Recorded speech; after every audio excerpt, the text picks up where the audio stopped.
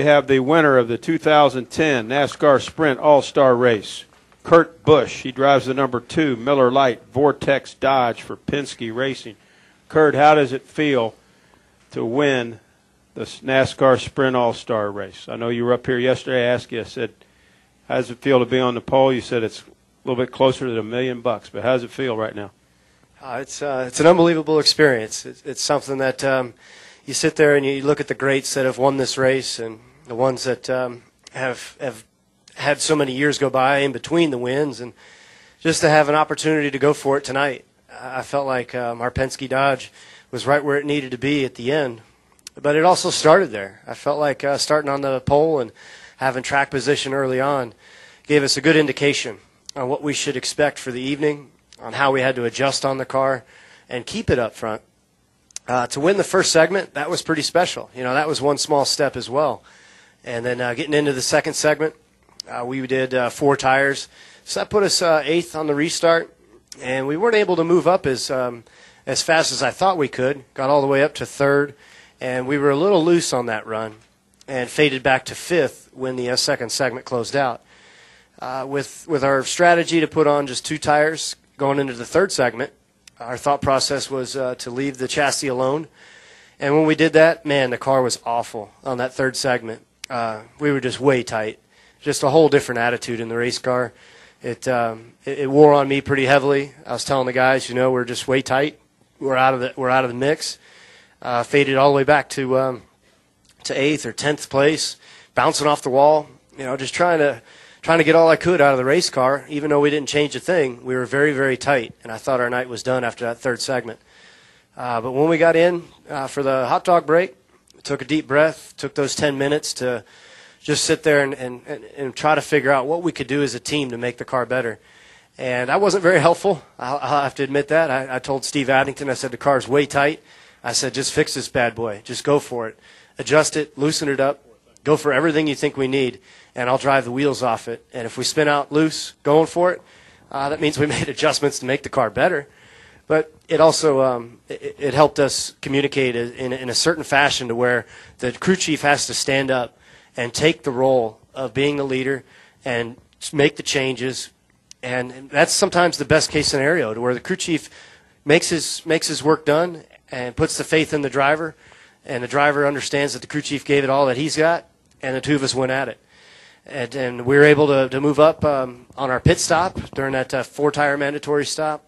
We moved up to 8th place. I felt like the outside is where I found myself on most of the restarts tonight. We got bottled up on one of them, and from the rest of the night, though, the outside prevailed for us. And I think we went all the way from 5th to 1st in one lap. The Miller Lite Dodge was money when it counted. We really had a fast race car. It was a pleasure to drive it. The segment before that, though, I wouldn't have given $1 million for it. But now it's got $1 million name to it, and the right side, we have to replace it, and we'll think about bringing this car back for next week. But I do know we have a better piece for next week, ready to go for the 600. So that's very exciting, and I'm very proud of our effort tonight as a team, and as my crew chief and I continue to develop our relationship. Let's go to the press box real quick for some questions. Go ahead, press box. Questions for Kurt Busch. Monty Dutton, Jackson Gazette. Kurt, after the race was over, I heard you say this on the radio.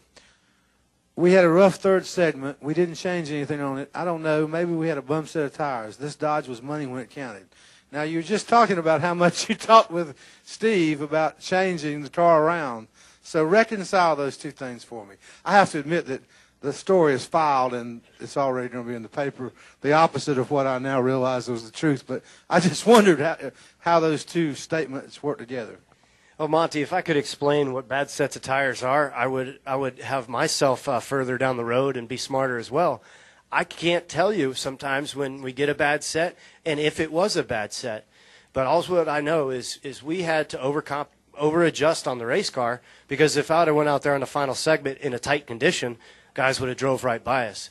So whether the tires loosened themselves back up or the adjustments we made, the two of them meshed really well together. And one thing that we have to work on at Penske Racing is just a little bit of this razor blade edge that we're on. Sometimes we're a little bit loose, sometimes we're a little bit tight, and we can only just bolt on a set of tires.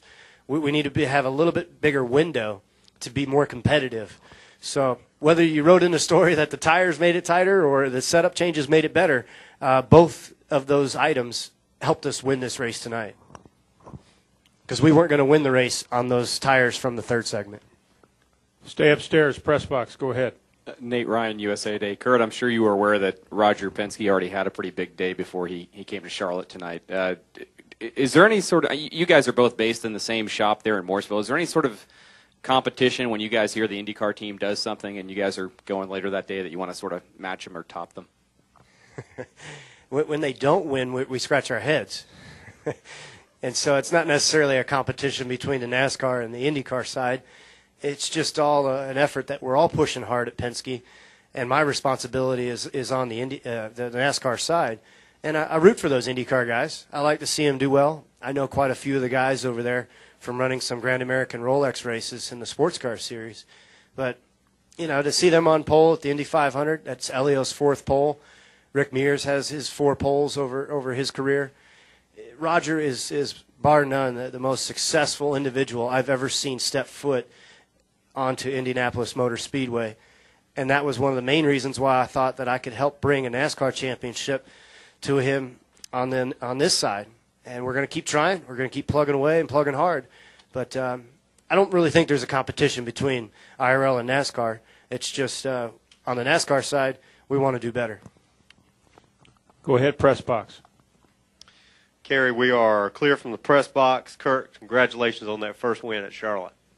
Thank you so much. Come downstairs, media center. Go ahead. Questions for Kurt Busch. Kenny Bruce has one here, and then we'll go to Mike. Go ahead.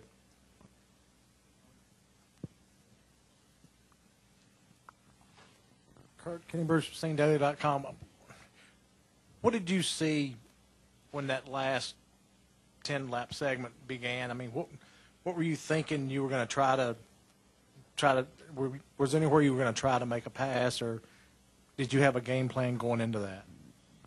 My game plan was to make big, bold moves and make sure that when I was able to plant the throttle to keep it down and to wheel the car the best that I could. When you plant the throttle early, you get a big run off the corners. And I had Jimmy Johnson in the middle of the racetrack. I was digging underneath him. I saw some paint and sparks fly up off turn 2 when Kyle brushed the fence with Hamlin. I don't know what happened there, but it hurt both their momentum. And I was able to get by Johnson. I think I cleared Logano getting into 1. Big, bold moves was what I was going to go for, and it paid off. Earlier in the race, like segment 1, I was throwing down some big moves, and the car stuck really well. I had confidence in the car to hammer down and let the rough edges drag.